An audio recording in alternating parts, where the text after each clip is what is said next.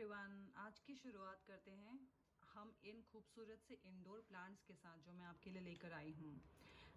उससे पहले मैं आपको एक बात बताना चाहूँगी कि मैंने अपने गार्डनिंग चैनल का नाम नैनी गार्डन से चेंज करके द ग्रीन एक्जॉटिक लाइफ, जो कि मेरे इंस्टाग्राम अकाउंट का नाम है, उसी के ऊपर चेंज कर दिया है।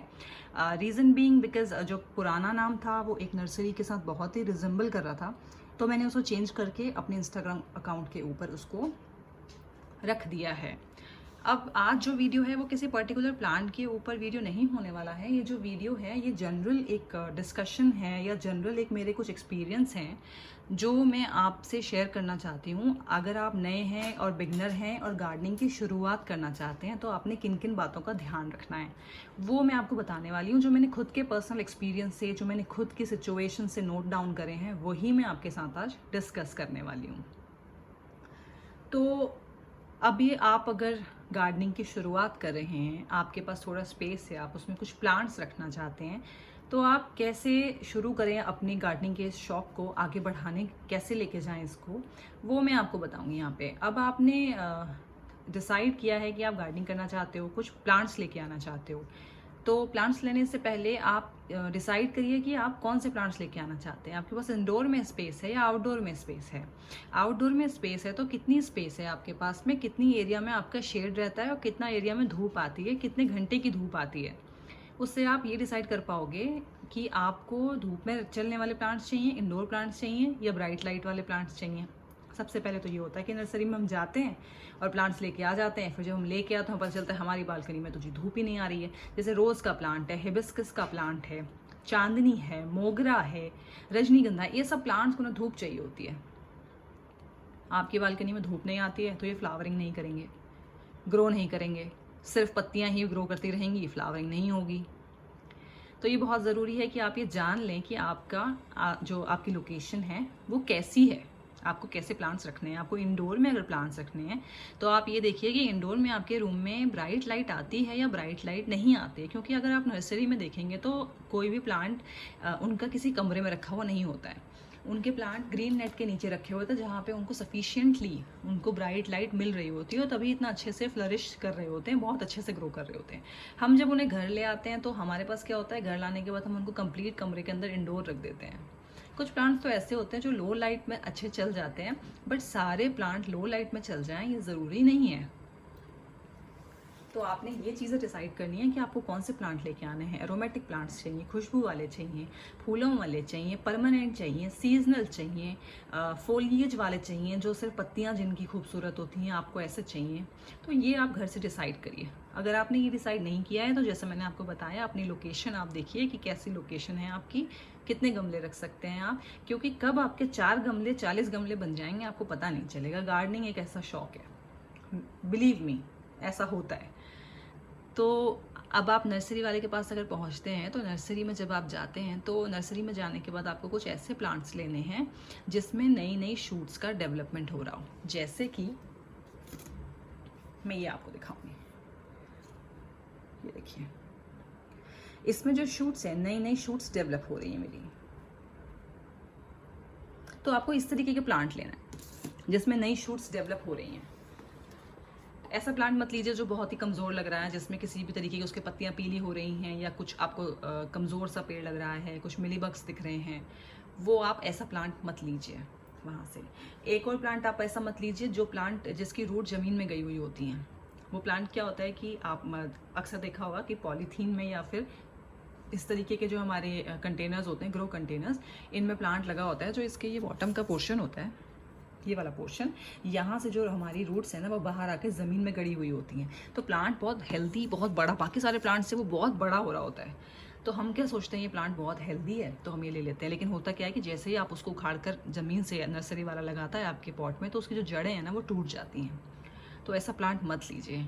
एक चीज़ अभी मुझे यहाँ पर ध्यान आई है जो मैंने आपको बताना चाहूँगी कि जब भी नर्सरी से कोई प्लांट लेके आएँ और उसके बॉटम में ज़रूर चेक कर लें, क्योंकि नर्सरी वालों के पास में बहुत स्नेल्स होते हैं।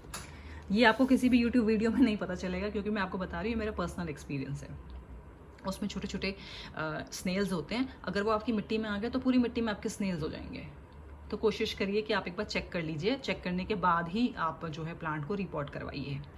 अब आप नर्सरी पहुंचते हैं तो आप वहां से देखिए कि आपको इंडोर प्लांट लेने हैं, आउटडोर प्लांट लेने हैं। फिर आउटडोर के बाद आप ये नर्सरी वाले से ज़रूर पूछ लीजिए कि उस प्लांट का क्या नाम है, ताकि आप उसकी केयर टिप्स जान सकें। और नर्सरी वाले से थोड़े बहुत केयर टिप्स ज़रूर पूछ लीजिए, क्योंकि इससे क्या होगा, आपको प्लांट को केयर करने में आसानी होगी। फिर बात आती है हमारे, उसको प्लांट आपने डिसाइड कर लिया, आपने प्लांट चूज़ भी कर लिया, अब आप उसको रिपोर्ट कराना चाहते हैं। रिपोर्ट कराने के लिए आप कोशिश करिए कि अगर टेराकोटा के आपको गमले मिलते हैं तो आप उसमें लगाइए। पर कई लोग, जैसे मैं यहाँ पे एक रेंटेड स्पेस में रहती हूँ और मेरा रेंटेड अपार्टमेंट है, तो मुझे इधर उधर शिफ्टिंग करनी होती है, तो मैं ऐसे प्लांट्स नहीं रख सकती हूँ, प्लांटर नहीं रख सकती जो बहुत जल्दी टूट जाएँ, तो मैं प्लास्टिक के गमले यूज़ करती हूँ। टेराकोटा भी यूज़ करती हूँ, बट मैक्सिमम जो मेरे प्लांटर्स हैं वो मेरे प्लास्टिक के ही प्लांटर्स हैं। अब प्लास्टिक के प्लांटर्स में जब आप प्लांट कराते हैं तो देखिए नर्सरी वाला जो मिट्टी यूज़ कर रहा है वो कैसी है। नर्सरी वाला आपकी तरह प्लांट्स की केयर नहीं करता है। मैं आपको बताऊँ, आपको जो प्लांट बेच रहा है वो मिट्टी में जो लगा के देगा उसमें पर्याप्त मात्रा में गोबर की खाद, सैंड मिला, ये सब बहुत कम नर्सरी वाले करते हैं। मैं इतनी नर्सरीज़ में, I have been in to Noida, Delhi NCR, तो यहाँ पर मैं इतनी नर्सरीज घूम चुकी हूँ, बट इतने जितना केयर से आप अपने प्लांट्स को देखेंगे ना, उतने केयर से कोई नहीं देखेगा। ये बात भी आप जान लीजिए। तो जब आप मिट्टी में लगा रहे हैं तो देखिए कि अगर उसमें वो नहीं ऐड कर रहा है कोई भी चीज़ है, तो आप वहीं पर से वर्मी कंपोस्ट लेकर ऐड करा सकते हैं। लेकिन अगर आपके पास टाइम है, आप खुद से करना चाहते हैं, तो आप खुद भी कर सकते हैं। आप वर्मी कंपोस्ट ले लीजिए, क्योंकि गोबर की खाद मिलना, वो भी मेट्रो सिटीज़ में, थोड़ा मुश्किल है। जिन लोगों के आसपास में गोबर की खाद मिलती है वो लोग गोबर की खाद यूज़ करिए, उससे बेहतर कुछ ऑप्शन नहीं है। पर जिनको गोबर की खाद की स्मेल लगती है या नहीं यूज़ करना चाहते हैं या नहीं है, वो लोग वर्मी कंपोस्ट का यूज़ भी कर सकते हैं। तो वर्मी कंपोस्ट ले लीजिए, आप गार्डन सॉइल ले लीजिए, थोड़ा सा सैंड ले लीजिए। इससे क्या होगा, आप किसी भी प्लांट की आप अगर मिट्टी बना रहे हैं तो वो क्या होगा ना, बहुत बहुत अच्छी ड्रेनेज वाली बनेगी। उससे क्या होगा, पानी ठहरेगा नहीं, पानी प्लांट होल्ड भी करके रखेगा। अब अपने सैंड भी ज़्यादा नहीं मिलाना है, मैं आपको ये भी बता दूँ। आपने क्या करना है, आपने 50% गार्डन सॉइल लेनी है, 30% आपने कंपोस्ट रखना है और 20% आपने सैंड मिलानी है। तो ऐसे आपने इसका मिक्सचर बनाना है। इससे क्या होगा कि ज़्यादा सैंड मिला देंगे तो पानी रुकेगा ही नहीं, वो सीधा बहकर बाहर चला आएगा। तो बजरी क्या करती है, थोड़ा पानी के लिए हमारे एक तो एयर सर्कुलेशन में हेल्प करती है, प्लस बजरी क्या करेगी आपका कि पानी अच्छा ड्रेनेज बनाएगी, और वर्मी कंपोस्ट आपके प्लांट को न्यूट्रिएंट्स देगा, और गार्डन सॉइल में ये सब मिला होगा तो क्या होगा कि पानी ठहरेगा नहीं तो रूट आपकी गलेगी नहीं। फिर वहाँ पे ये चीज़ आप ज़रूर देखिए कि जो मिट्टी है वो कैसी मिट्टी है, क्योंकि मैक्सिमम जो प्लांट्स हैं ना वो पुणे से आते हैं। हमारे इधर दिल्ली NCR की तरफ मैक्सिमम प्लांट्स की जो सप्लाई होती है वो कोलकाता से होती है या फिर पुणे से होती है, बट मैक्सिमम पुणे से होती है। तो ये देखिए कुछ ऐसे प्लांट्स होते हैं जो लगे हुए आते हैं एकदम सीमेंट जैसी मिट्टी में, वो बहुत ख़राब होता है। वो सीमेंट जैसा क्या होता है कि आप उसको ना मिट्टी में लगवा देंगे, क्योंकि अब आपने क्या किया कि प्लांट लिया, आपने उसको रिपोर्ट करा दिया। रिपोर्ट करने के बाद आपने ऊपर से नीचे, मिट्टी वाले ने, जो नर्सरी वाला है, उसने मिट्टी भर दी है। अब ऊपर क्या है, आपकी मिट्टी है, आपके एरिया की मिट्टी है। अब हमने आपको हर यूट्यूब चैनल में हर कोई यही कहता है कि पानी तभी दीजिए जब ऊपर से मिट्टी ड्राई हो जाए। अब भाई ऊपर की मिट्टी तो आपकी अपनी मिट्टी है, यहाँ की जो है वो तो ड्राई हो जाएगी, पर जो अंदर मिट्टी है क्या वो ड्राई हो रही है? क्योंकि वो रेड सॉइल है, वो पानी को बहुत होल्ड करके रखती है, क्या वो ड्राई हो रही है? कई बार आपकी मिट्टी नहीं, जैसे ऊपर की मिट्टी सूख गई है और अंदर की मिट्टी भी सूख गई है, तो जो रेड सॉइल होती है, अगर आप उसको देखेंगे, उसमें डायरेक्टली रखा हुआ जो प्लांट होता है ना, वो इतनी बुरी तरह सूख जाता है कि पूरा पेड़ झुलस जाएगा आपका। ज़्यादा पानी कर देंगे तो रूट रॉट हो जाएगी। जैसे पुणे की मिट्टी में लगे हुए बहुत सारे गुलाब आते हैं। अब हम क्या करते हैं, उन गुलाब को लेते हैं और हम उनको रिपोर्ट करवा देते हैं, ऊपर से हम अपनी मिट्टी डलवा देते हैं। तो हम देखते हैं कि भाई हमने बहुत अच्छी, हम तो बोलते हैं हमने तो बहुत अच्छा बनाया है, हमने तो कंपोस्ट भी डाला है, हमने तो सब कुछ डाला है, लेकिन जहाँ रूट बॉल है, जिसके अंदर रूट बंद है, वो तो पूरी पुणे की मिट्टी है, वो तो लाल मिट्टी है। उसमें आप ऊपर से पानी डालते जाएंगे, ऊपर की मिट्टी ड्राई होती रहेगी, अंदर की मिट्टी सूख नहीं पा रही है, तो रोज़ में बहुत जल्दी फंगस लग जाएगा। आपने तो बहुत कुछ अच्छा किया, लेकिन आपका प्लांट तब भी नहीं चला, और आपको समझ नहीं आएगा। आप बोलते जी मैंने तो सब कुछ किया, कंपोस्ट भी डाला, पानी भी देख के डाला, 2 इंच देख के डाला कि ड्राई होगी तभी डाला, लेकिन फिर भी मेरा प्लांट सूख गया। और ये होता है, ये मेरा पर्सनल एक्सपीरियंस है, इसलिए मैं आपको ये बता रही हूँ। मैंने जितना भी यूट्यूब चैनल्स भी देखे हैं, वहाँ पर सब लोग आपको यही सजेशंस देते हैं, आप ऐसे कर लीजिए, आप मिट्टी ऐसी कर यूज बना लीजिए। जी सब कुछ बनाया, लेकिन प्लांट फिर भी नहीं चला। कारण क्या? क्योंकि जो रूट बॉल है वो तो लाल मिट्टी में बना हुआ है, उसके अंदर वो तो सूख ही नहीं पा रहा, तो आपका प्लांट खराब हो जाना है अल्टीमेटली। तो आप कोशिश करिए कि आप उसको लाइए और पानी में थोड़ी देर रख दीजिए उस पूरे रूट बॉल को। जितनी मिट्टी उसे कम हो जाए, थोड़ी सी उसमें नीचे से रूट दिखने लगे, तो वो मिट्टी को पकड़ लेता है, फिर उतनी मुश्किल नहीं होती उसको ग्रो करने के लिए। अदरवाइज़ कोशिश करिए, अगर आपको अच्छे प्लांट्स मिल रहे हैं, अपनी काली मिट्टी में लगे हुए मिल रहे हैं, तो आप काली मिट्टी में लगे हुए प्लांट्स भी ले सकते हैं, तो वो बहुत अच्छे से ग्रो भी कर जाते हैं आपके पास में। तो ये कुछ छोटी छोटी चीज़ें हैं जिनका आपको ध्यान रखना है, केयर करनी है प्लांट्स की, क्योंकि गार्डनिंग एक ऐसा शौक है ना जिसमें आपका प्लांट जब ग्रो करता है तो आपको बहुत सुकून मिलता है, लेकिन जब आपका प्लांट ग्रो नहीं करता है तो आपको बड़ा दुख भी होता है कि भाई मेरा प्लांट ग्रो नहीं कर रहा है, बहुत तकलीफ़ होती है। फिर हम क्या करते हैं, हम यूट्यूब वीडियोस देखते हैं, हम बहुत सारी चीज़ें देखते हैं, हम लोगों के सजेशंस पूछते हैं। मैं देखती हूँ कई बार, ऐसा नहीं है कि मैं टेक से भी नहीं हूँ, मुझे सोशल मीडिया मुझे नहीं पता। बहुत सारी वीडियोस में देखती हूँ, उसमें लोग बोलते हैं कि बटर मिल्क डाल दो, नहीं सरसों की खली डाल दो और बोन मील डाल दो, ये कर दो वो कर दो। बट क्या होता है ना, आपको कोई सही रेशो नहीं बताता। मैंने ये खुद एक्सपीरियंस किया है, मैं आपको इसलिए बता रही हूँ ये सारी चीज़ें। सरसों की खली, आप जिस एरिया में रह रहे हैं वहाँ ऑलरेडी इतना गर्म हो रहा है, अब आप उसमें सरसों की खली डाल देंगे तो आपका प्लांट क्या उसको सर्वाइव कर पाएगा? नहीं कर पाएगा उसको। तो वो चीज़ डालिए, जैसे गोबर की खाद है, वर्मी कंपोस्ट है, टाइम टाइम पे गुड़ाई कर दीजिए, एनपीके थोड़ा सा डाल दीजिए 20-20-20 या फिर 19-19-19 बैलेंस फर्टिलाइज़र डाल दीजिए, सीवीड डाल दीजिए, और आप गोबर की खाद डाल दीजिए, और या फिर वर्मी कंपोस्ट डाल दीजिए, गुड़ाई करते रहिए, पानी टाइम पे दीजिए, ध्यान रखिए, आपके प्लांट्स वैसे ही ग्रो करेंगे। हाँ, लेकिन अगर आपको बहुत फ्लावर्स का शौक है, बहुत वो चाहिए, तो आप जी पोटाश भी डाल सकते हैं, बोन मिल भी डाल सकते हैं। पर मेरा अनुभव ये है कि आप अगर इन सब छोटी छोटी चीज़ों का ख्याल रखेंगे ना, तो प्लांट आपका खुद ही आपको फ्लावर देना शुरू कर देगा, टाइम पे ग्रोथ देना शुरू कर देगा।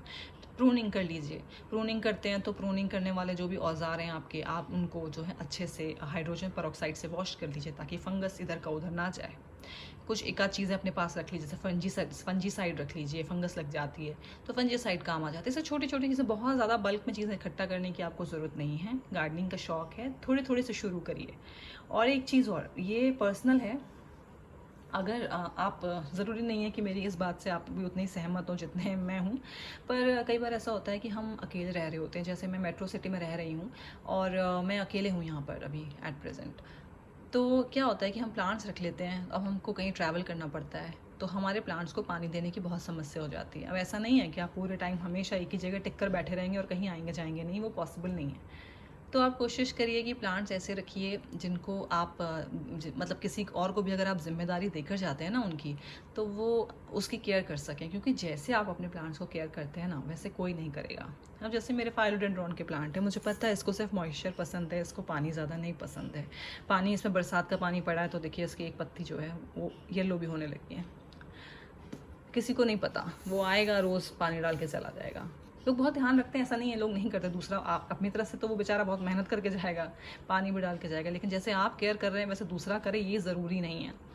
तो बहुत सारी चीज़ें, जो फ्रीक्वेंट ट्रैवलर्स हैं वो उतने प्लांट्स ना रखें घर में, ऐसे प्लांट रखें जो हार्डी हैं, जिनको पानी कम भी देते हो, टाइम नहीं होता। अब जैसे हम सब जॉब करने जाते हैं, सुबह जाते हैं शाम को वापस आते हैं, प्लांट्स को उतना देखने का टाइम नहीं होता। सिर्फ सैटरडे संडे आपके पास होता है जिसमें आप प्लांट की केयर कर सकते हो, गुड़ाई कर सकते हो, छटाई कर सकते हो, सब चीज़ें उसी दिन आप देखते हो। बाकी दिन तो आप पानी देते हो, देखते हो, जाते हो। तो ऐसे अगर आप इस तरह के लाइफ, आपका लाइफ स्टाइल है, तो आप उन प्लांट्स को रखिए जो थोड़ा हार्डी हैं, जो अच्छे से चीज़ों को टॉलरेट कर लें, बहुत ज़्यादा उनको मेहनत उनके ऊपर ना लगती हो। तो मैं उसके ऊपर भी एक वीडियो बनाऊंगी, जो बहुत ही प्लांट्स ऐसे हैं जो लो मेंटेनेंस प्लांट्स होते हैं, फोलिएज प्लांट्स होते हैं, जो बहुत इजीली आप रख सकते हो, या आउटडोर फ्लावरिंग प्लांट्स हैं, उसके ऊपर भी मैं एक वीडियो लेके आऊँगी। पर अभी जो फिलहाल जो मेरा ये वीडियो है वो उन लोगों के लिए मैंने बनाया है जो बिगनर्स हैं और जो अपने घर में प्लांट्स रखना चाहते हैं। तो आई होप आपको मेरा ये वीडियो पसंद आया होगा। आपकी कोई भी क्वेरी हो, आप मुझे मेरे इंस्टाग्राम अकाउंट पर भी आप मुझे मैसेज कर सकते हैं, और मेरे इस अकाउंट पर भी आप मुझे मैसेज कर सकते हैं। मेरे ये जो मेरा अकाउंट है, मेरा जो चैनल का नाम है, इससे सेम ही मेरा इंस्टाग्राम का अकाउंट है। आप वहाँ पर भी ज़रूर विजिट करिए, क्योंकि वहाँ पे आपको बहुत सारे प्लांट्स और फ्लावर्स देखने को मिलेंगे। जो भी मेरे पास हैं वो मैं वहाँ पे सारे अपलोड करती रहती हूँ, तो आपको आसानी होगी जानने में कि कौन कौन से फ्लावर्स के नाम क्या क्या हैं, और किस किस कलर में कौन सी वैरायटी अवेलेबल है। और आपको परचेज़ करना है तो आप ये भी जान सकते हैं कि आप कहाँ से ले सकते हैं, वो भी मुझसे पूछ सकते हैं आप। तो मैं आशा करती हूँ कि आपको ये पसंद आया होगा मेरा वीडियो, और बनाने का यही मकसद है कि आप लोग जो छोटी छोटी बातें हैं ना, उनसे आप लोग सीखें कुछ। जो मैंने सीखा है वो मैं चाहती हूँ कि बाकी लोग भी जानें, बाकी लोग भी सीखें, क्योंकि बहुत इन्वेस्टमेंट करते हैं। मॉनेटरी इन्वेस्टमेंट के साथ साथ आपका जो फाइनेंशियल इन्वेस्टमेंट के साथ साथ आपका जो इमोशन है ना, वो प्लांट से बहुत ज़्यादा जुड़ा हुआ होता है। तो मेरे चैनल को सब्सक्राइब करिए, मुझे मोटिवेशन मिलेगा।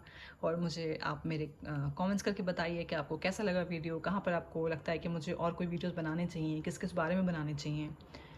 तो ठीक है, फिर आज के लिए आपसे लेती हूँ विदा। फिर आएंगे एक नए वीडियो के साथ, और जिसमें आपको मिलेगी बहुत सारी जानकारियाँ, बहुत सारी information. Thank you so much for watching my channel. Have a great day.